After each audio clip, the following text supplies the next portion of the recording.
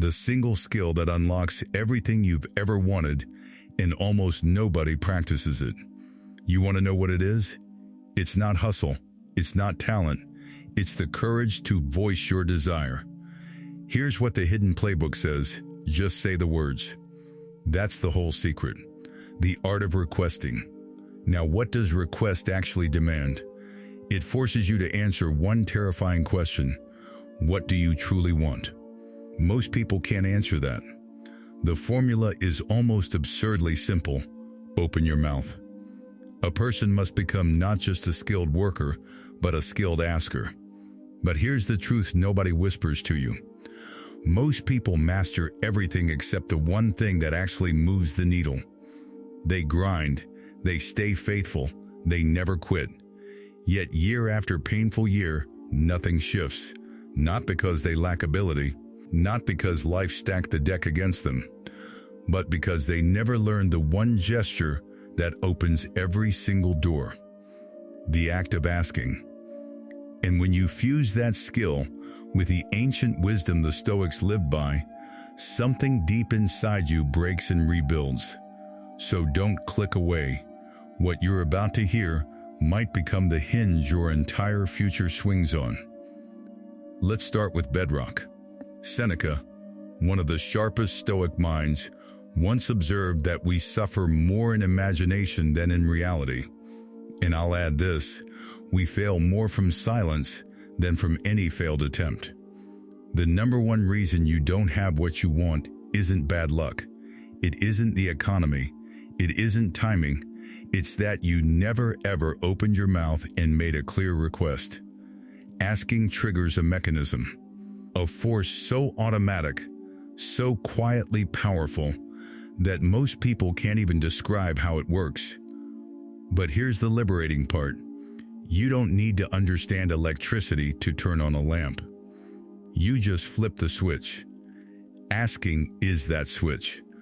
The moment you ask, clearly, deliberately with raw intention, you flip something on inside your own mind. You begin to move. You notice what you never noticed before. You start attracting the very things you need. The Stoics call this living according to nature, aligning your will with reality. But it all begins with one simple, terrifying act, deciding what you want and speaking it aloud. Some people spend decades watching others rise, wondering why the elevator never arrives for them. The answer sits right there, quiet and dusty on the shelf. They studied everything except how to ask for what they want. Now, it gets fascinating.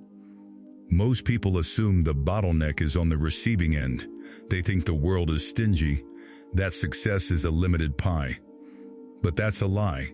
Receiving takes care of itself once you start the engine. The real problem, hiding in plain sight, is the failure to ask in the first place.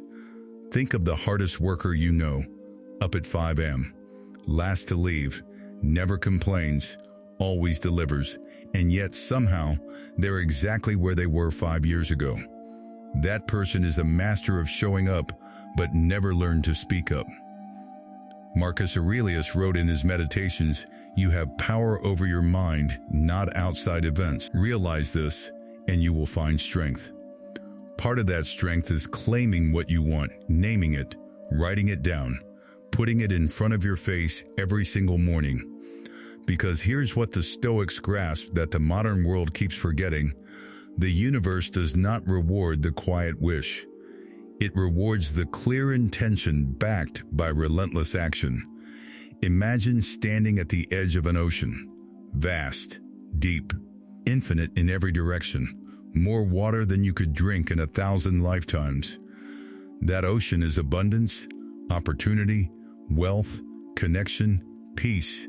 It's all there. Always has been, always will be. Now, the question isn't whether the ocean is big enough. The question is, what did you bring to carry it home? Some people show up to this ocean with a teaspoon, and then they wonder why they're still thirsty. The Stoics had a word for the intelligent order running through everything: logos, the rational structure woven into reality. and their message was brutal and beautiful. Stop fighting it. Stop doubting it. Start drawing from it with fierce intention.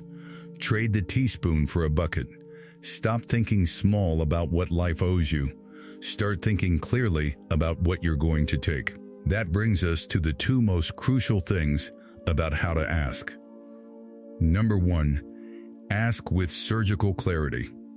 Not a vague wish floating in the back of your skull, but with a kind of precision that leaves zero room for confusion. How much? By when? What does your life actually look like the morning after you get it? What changes? What stays the same? Marcus Aurelius didn't sit on the throne of Rome hoping things would work out. He planned. He wrote. He examined himself every morning and every night. The Stoics journaled not to process feelings, but to sharpen intentions. When you write down exactly what you want with detail and specificity, something almost magnetic happens. The goal starts pulling you toward it. The clearer the target, the stronger the pull. So stop mumbling your dreams to the ceiling. Write them down with the same seriousness you'd give a surgical plan. Number 2, ask with raw belief. That might sound soft, but hear me out. Epictetus, who started life as a slave with nothing, built a philosophy that outlasted empires. The core of it, the one thing no one can ever take from you, is the way you choose to see the world. Choose to believe that what you're going after is possible. Not because someone guaranteed it, not because the odds are favorable, but because you decided. Make your plans with the discipline of a general, and hold your belief with the innocence of a child. That combination, adult strategy and childlike faith, is one of the most explosive forces a human can wield. Give it 90 days. Just 90 days of asking clearly and believing fully. Watch how differently your life begins to move. Now here's the second half of the equation. This is where the real wealth lives. If you want to be happy and prosperous for the rest of your life, develop one discipline above all others. Work harder on yourself than you do on your job. Your income, your relationships, your health, your peace, none of them will consistently rise above the level of your own personal development. You might catch a lucky break. Life might hand you a gift. But if you haven't grown into the person who can hold it, it will find its way back out of your hands. Seneca said it plainly, luck is what happens when preparation meets opportunity. The Stoics were obsessed with preparation, not of circumstances, but of character. Success isn't something you chase and catch. It's something you become worthy of and then attract naturally. True happiness isn't in what you accumulate, it's in who you become along the way. So how do you become that person? 3 things to start right now. First, find out how things work. Almost every problem you face is not a resource problem.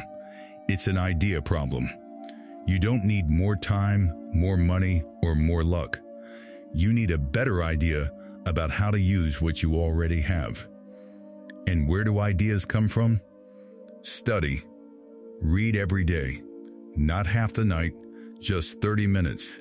30 minutes a day of the right material will do more for your life than most people can imagine. Every successful person I've ever met reads, not because someone told them to, but because they're hungry to know. Study what you want to become. If you want wealth, study how wealth is built. If you want health, study the body. If you want wisdom, the Stoics already wrote the greatest roadmap in human history. It's sitting there, waiting. Beyond reading, listen. Get around people already living the life you want, and listen to how they think, how they speak, how they decide. The conversations happening in the rooms you're not yet in, those are the ones that could change everything. And third, observe. Watch how successful people actually move through the world. Success always leaves clues. The way someone handles pressure, the way they treat others, the habits they keep when no one is watching. All of it is information. Pay attention. Be fully present. See not just with your eyes, but with your mind. Because when your eyes are open, you see what's there. When your mind is open, you see what's possible. Second, go to work. Not just at your job, on yourself. Start with small disciplines. The morning routine you've been putting off. The book sitting unread. The goal written down but never acted upon. Small disciplines are not small. They are the training ground for everything bigger that's coming. The Stoics trained themselves daily in discomfort, self-examination, and delayed gratification. Not because life was easy, but because the muscle you build in quiet moments is what carries you through the hard ones. Self-motivation is not a gift. It is a practice. You choose it every morning. You light your own fire, and you keep it burning. Third, don't try to beat the system. Work it. Once you start understanding how life operates, the temptation comes. Look for the shortcut, the angle, the clever workaround. Don't. The Stoics were clear. Virtue is the only real wealth. Integrity is the foundation. Cut corners and you build on sand. Do it right, even when it takes longer, even when no one's watching, and you build something that lasts. Here's what I want to leave with you. You are not the same person you were 5 years ago. And 5 years from now, you will not be the same person you are today. The only question is whether that change happens by accident or by design. Marcus Aurelius asked himself every morning, what am I going to do today that is worthy of the life I've been given? I'm asking you the same thing right now. What are you going to ask for, out loud, on paper, with clarity and belief that you've been keeping quiet about until now? Because here is the truth the Stoics lived by, and most people never grasp.